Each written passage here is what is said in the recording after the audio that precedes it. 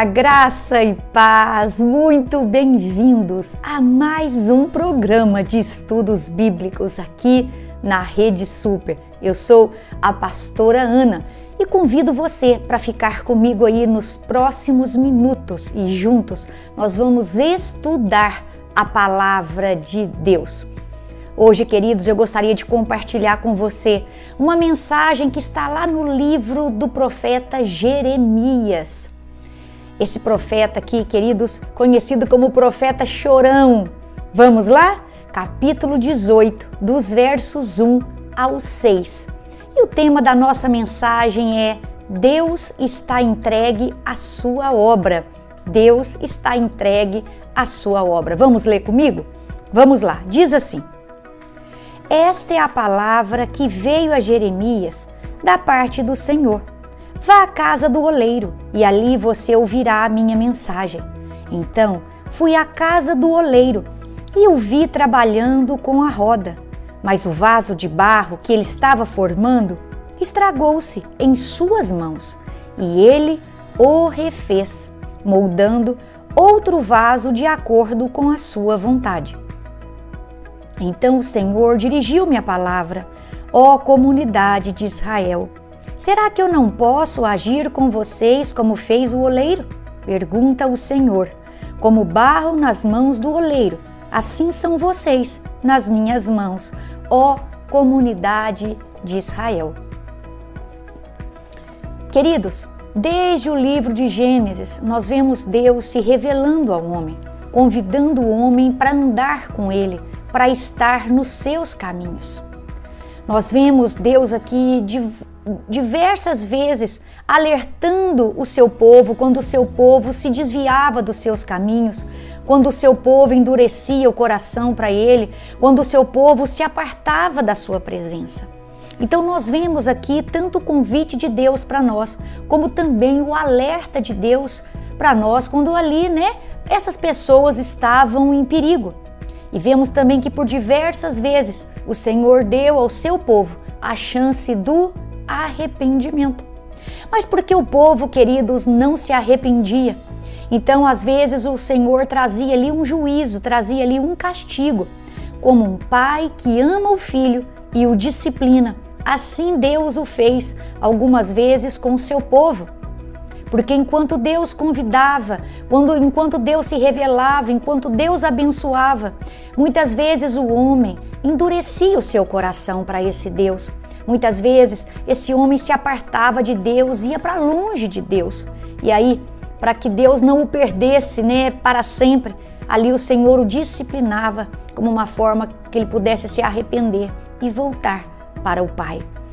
E aqui nós vemos, por exemplo, na nossa Bíblia, vemos lá em Gênesis capítulo 6, quando vem o primeiro juízo de Deus sobre a terra, no dilúvio. Vemos também o segundo juízo de Deus sobre a terra, lá em Números 14, quando o Senhor diz: aquela geração que saiu ali do Egito, ela não entrará, na terra prometida, a não ser Josué e Caleb. E aqui, queridos, nesse contexto de Jeremias, não foi diferente. O povo havia se afastado do Senhor. O povo estava violento. O povo entrou numa idolatria tamanha, querido, que eles sacrificavam os próprios filhos aos ídolos. Ali naquele vale ao sul de Jerusalém, chamado Tofete, sabe por que tem esse nome, Tof, tambor? Porque enquanto aquelas crianças iam sendo sacrificadas, elas gritavam, então se tocava tambores para abafar o grito daquelas crianças. Também esse vale ali de Tofete, conhecido como ali o Vale de Rinom, e depois a gente vai ver que Rinom no Novo Testamento ganha a forma de Guiena ou Geena. Quando nós traduzimos isso, querido, significa inferno. Mas nós olhamos para esse contexto e vemos que Jeremias profetizou aos seus destinatários e os seus destinatários estavam com esse coração endurecido, com esse coração obstinado, idólatra, ali, queridos, numa prostituição espiritual. Esse povo já havia visto o que aconteceu com o Reino do Norte, eles haviam visto como Deus pesou a mão sobre o Reino do Norte e como foi que o Império Assírio havia tomado Samaria. e houve a queda do Reino do Norte. E agora essa palavra de juízo estava sobre o Reino do Sul, que viria ali o Império Babilônio, que tomaria Jerusalém, destruiria Jerusalém e levaria o povo para um cativeiro, e cativeiro de 70 anos. Mas aí, queridos, a gente fica olhando para toda essa explanação e talvez a gente se pergunte: ah, pastora, mas isso aconteceu 700, 600 anos antes de Jesus. Queridos, eu não preciso ir muito longe para te dar, por exemplo, um exemplo recente, de um passado recente, século XVIII. A Europa passou por um avivamento espiritual com John Wesley. John Wesley caminhava, ele percorria a Europa a carroça ou a cavalo 6.000 quilômetros por ano pregando o Evangelho. Nós vemos que o Evangelho foi pregado aqui na Europa, aqui houve um avivamento espiritual e hoje esse continente é um continente pós-cristão. Assim foi na época de Jeremias. Deus trouxe um avivamento ali com o rei Josias, mas mesmo assim depois do avivamento o povo acabou voltando para o pecado. Então nós vemos aqui nessa mensagem, é isso que Deus chamou minha atenção nessa mensagem, é que o Senhor pede a Jeremias para ir à casa do oleiro. E quando Jeremias chega ali, Jeremias se depara com aquela visão. O Senhor estava entregue na sua obra. Estava entregue à sua obra. Ele não desistiu de Israel, Ele não desiste de nós, Ele não desiste de você. Ele está entregue à sua obra. E aí a primeira coisa que eu vejo nesse versículo 1 e 2 é: a palavra do Senhor veio a Jeremias. Então perceba que no lugar onde Jeremias estava, a palavra do Senhor veio a ele. Do lugar onde ele estava, o Senhor falou com ele. No lugar onde ele estava, ele já ouvia a palavra do Senhor. O Senhor se comunicava com ele.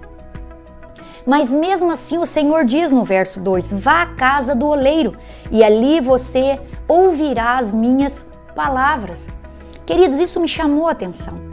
Por quê? Porque no verso 1, Deus se comunicou perfeitamente com Jeremias aonde Jeremias estava. Então por que era preciso Jeremias sair da onde ele estava para ouvir as palavras do Senhor? E aí, queridos, Deus ministrou algo ao meu coração, que Ele não nos pede nada sem um propósito. Se Ele trouxe nessa direção para Jeremias, se Ele fez esse pedido, se Ele deu esse comando para Jeremias: sai daí e desce à casa do oleiro, porque lá você vai ouvir as minhas palavras, é porque Deus tinha um propósito nesse pedido. Deus ali naquele local, Ele revelaria coisas que Ele ainda não havia revelado para Jeremias. E aí eu chamo a sua atenção e faço uma aplicação aqui, dizendo para você o seguinte: Deus não nos dá uma ordem sem propósito. Se Ele pediu para você descer ali na esquina, desça, porque haverá um propósito. Ele não pediu para você descer ali para você queimar calorias. Ele não pediu para você descer ali para você sondar a vida do vizinho. Ele pediu para você descer ali, porque ali existe um propósito do Senhor para você. Então desça aonde Ele pediu para você descer, vá aonde Ele pediu para você ir. Talvez você diga assim: ah, pastora, mas eu já escuto Deus aqui do meu quarto, eu já escuto Deus no meu trabalho, eu já escuto Deus no carro. Mas se Ele pediu para você ir em algum lugar, vá a esse lugar, porque existe um propósito dEle para você estar nesse lugar. Hoje, queridos, eu olho para o movimento dos desigrejados e eu fico assim pensando, mas por quê? Porque Hebreus diz: não deixem de congregar como é o costume de alguns. O próprio Jesus, quando teve o seu ministério terreno aqui, Ele disse sobre essa pedra edificarei a minha igreja. Jesus edificou uma igreja, Ele fundou, essa igreja, e a Bíblia nos incentiva a congregar. Por quê? Porque ainda que Deus fale com você no seu secreto, ainda que Deus fale com você na sua casa, no seu trabalho, no monte, Deus pediu para nós congregarmos, porque Ele tem um propósito para nós enquanto corpo. É por isso que Ele pede para nós irmos ali, porque Ele tem algo diferente para derramar sobre nós como corpo de Cristo, como seus embaixadores, os seus representantes, essa família unida e bem ajustada aqui nessa terra. Então existe um propósito para nós estarmos ali. E eu fico olhando aqui para essa passagem. Então Jeremias chega ali, diz o verso 3, e ele vê o oleiro entregue à sua obra. Naquele primeiro momento, não houve troca de palavras. Jeremias chega e vê. A primeira comunicação que ele teve foi visual. Ele vê aquela cena. Deus o conduziu até ali para mostrar para ele a forma como ele estava trabalhando. Ou seja, Jeremias, olha aqui. Eu sei que o povo não está me obedecendo, o povo não quer se arrepender, mas olha aqui, deixa eu te mostrar algo. Olha onde estão as minhas mãos. As minhas mãos continuam no controle de todas as coisas. A minha mão tem o controle sobre todas as coisas. A minha mão tem o controle sobre a sua vida. As nações, os governos, os impérios estão nas minhas mãos. E agora, queridos, parece que Deus vai ministrando ali no coração de Jeremias, aquelas profecias que Deus já havia entregue para ele, agora começa a fazer sentido naquela ilustração que estava diante dos olhos dele. Olha, Jeremias, o povo me desobedeceu. O meu juízo vai vir sobre o meu povo. Eu vou entregar o meu povo nas mãos da Babilônia. Mas olha aqui, as minhas mãos não se apartam de vocês. As minhas mãos continuam nas minhas obras. As minhas mãos continuam agindo. Eu, por um pouco de tempo, deixarei que a Babilônia fique com o meu povo em suas mãos, mas logo eu levantarei um outro povo, que é o povo Medo-Persa, aqueles que derrotaria a Babilônia. E esse povo, então, ali, meu povo estará livre para voltar para casa. O meu juízo não dura para sempre. A minha disciplina tem dia para começar e tem dia para terminar. Não vai ser um período fácil, vão ser 70 anos. Mas ele tem dia para começar, tem dia para terminar. E eu não perdi o controle, assim como hoje eu permito que a Babilônia entre, destrua Jerusalém e leve vocês ao cativeiro. Eu também vou mover céus e terra para vir um outro império e libertar vocês desse cativeiro para que o meu povo possa voltar para casa. Ah, queridos, e aí faz sentido a profecia de um outro profeta que dizia assim: e a glória da segunda casa será maior do que a da primeira. E aí a gente sabe que o povo volta para casa. Esdras ali reúne os escritos, né? Reúne a lei e aí há um avivamento espiritual e o povo recupera a sua identidade. Olha para cá, Jeremias, olha para cá. Eu estou no controle de todas as coisas. Olha para cá. Eu sou o Rei soberano. Eu sou o Deus soberano. Eu sou o Senhor. E ali Jeremias olha para aquela cena e o Senhor no controle de todas as coisas. E de repente vem o verso 4 e acontece algo. Naquele momento, queridos, ainda ali de silêncio, só de imagem, só de ilustração, o vaso no qual o Senhor trabalhava, de repente ele se estraga. Ou talvez na sua versão o vaso se quebra. Sabe, queridos, Deus está tentando nos moldar a sua vontade. Deus está tentando moldar o nosso caráter, está tentando quebrantar o nosso coração, nos fazer um vaso de honra e não um vaso de desonra. E Ele está trabalhando, e o trabalhar de nós em Deus às vezes dói. Às vezes, queridos, nós não queremos obedecer a esse molde no qual o Senhor quer nos encaixar, mas é melhor obedecer do que sacrificar. É melhor nós rendermos, submetermos a nossa vontade à vontade do Pai, porque o nosso coração é enganoso, mas a vontade do Pai, ela é boa, perfeita e agradável. Ele tem o melhor para nós, Ele quer o melhor para nós. Então é muito mais fácil nós nos rendermos a essa vontade, mas às vezes a gente resiste, a gente endurece o coração e às vezes esse barro, querido, se torna árido, se torna ali seco, duro e ele acaba se quebrando.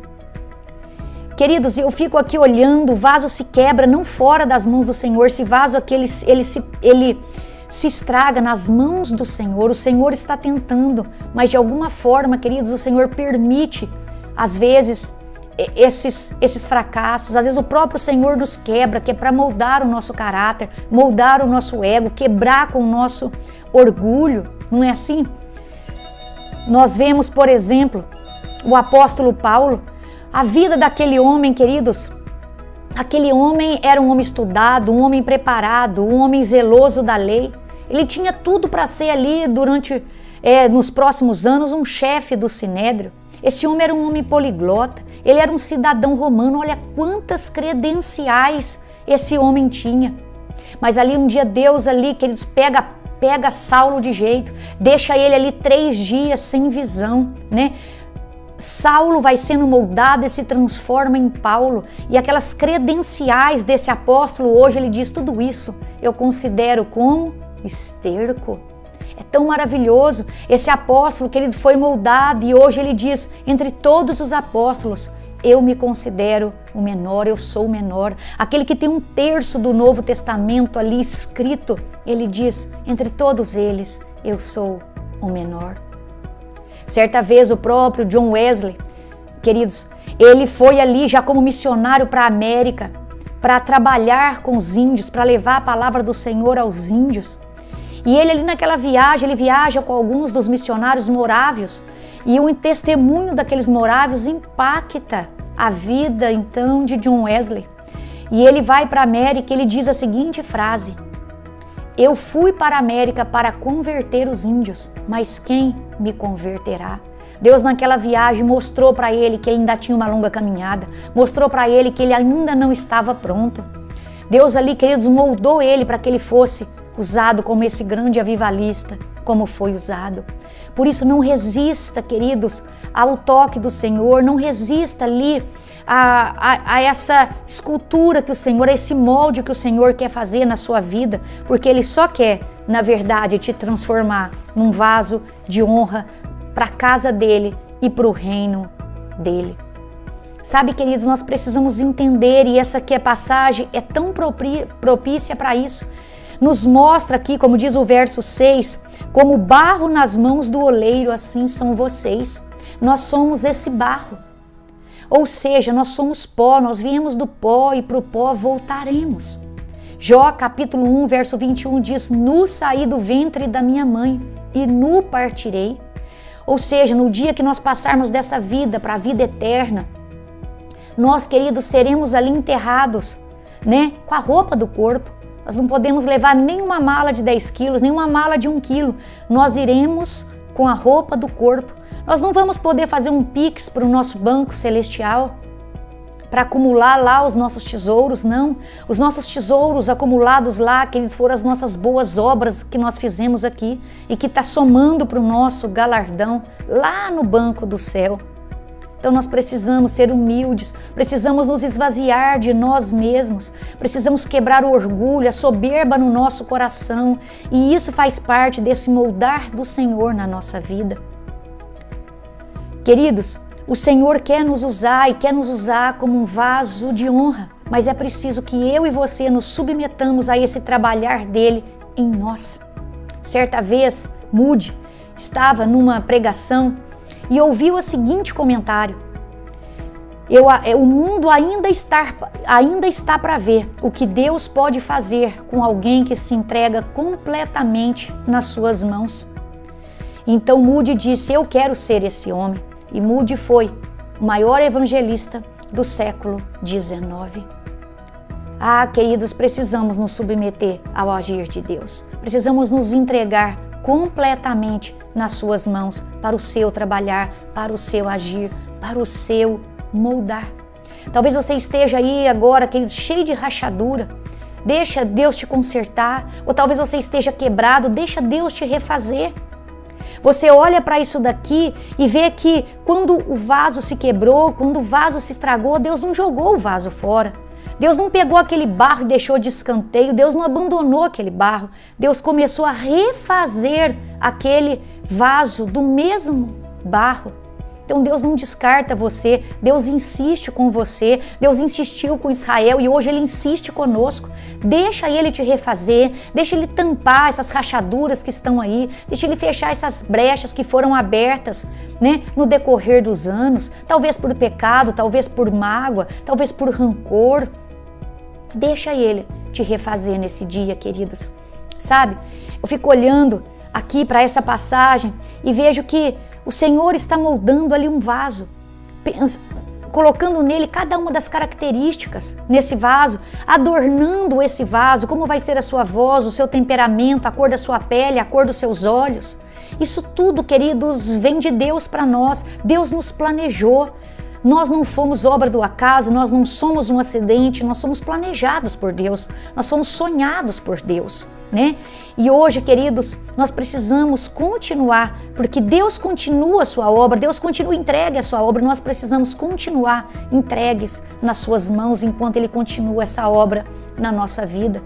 Sabe, Às vezes eu olho para nós e vejo a gente preocupado com tantas coisas, preocupado com o terno que eu vou vestir, com o carro que eu vou ter, preocupado com os adornos, né? Mas Deus está preocupado em transformar o nosso interior. Nós deveríamos nos preocupar mais com o nosso interior, para que o nosso interior, queridos, fosse cheio da presença dEle, cheio, queridos, do Espírito Santo, que nós fôssemos cheios da vontade dEle e submetêssemos a essa vontade, para que finalmente nós pudéssemos transbordar sobre outros, porque se nós estivermos cheios de nós mesmos, o Senhor não vai nos encher. Por isso nós precisamos nos esvaziar, nos encher dele, para que possamos ser vaso de honra sobre a vida de outros. É por isso que Paulo, em 2 Coríntios, né, capítulo 4, verso 7, diz, queridos, que isso são tesouros, né, em vasos de barro. Nós, vasos de barro, temos esse tesouro, a presença do Senhor, a graça dele derramada sobre nós, a força dele derramada sobre nós, e nós somos esses vasos de barro frágeis. Nós somos frágeis, mas o nosso Deus é forte. Nós, queridos, não tínhamos vida em nós mesmos, mas Deus nos concedeu a vida. Assim como aquele barro é frágil, mas o oleiro é forte. Assim como aquele barro não tem vida própria, mas o oleiro lhe dá vida, assim somos nós, nas mãos do nosso Deus, que nós estejamos abertos a esse trabalhar de Deus na nossa vida. Ainda hoje, queridos, Ele está entregue à sua obra. Ele não estava entregue à sua obra somente aqui quando Jeremias ouviu. Deus continua entregue à sua obra e Ele quer fazer de você um vaso novo. Mas e você? Vai deixar Ele fazer de você um vaso novo? Deixa Ele fazer de você um vaso novo. E aí você será um vaso de honra e vai glorificá-lo por onde você passar. Na casa dEle, no reino dEle e aonde mais Ele te levar. Amém? Espero que essa mensagem tenha abençoado a sua vida assim como me abençoou. Espero que o Senhor te dê uma semana cheia do favor dEle, da bondade dEle, da misericórdia dEle. Agradeço aí pela sua presença e até a semana que vem.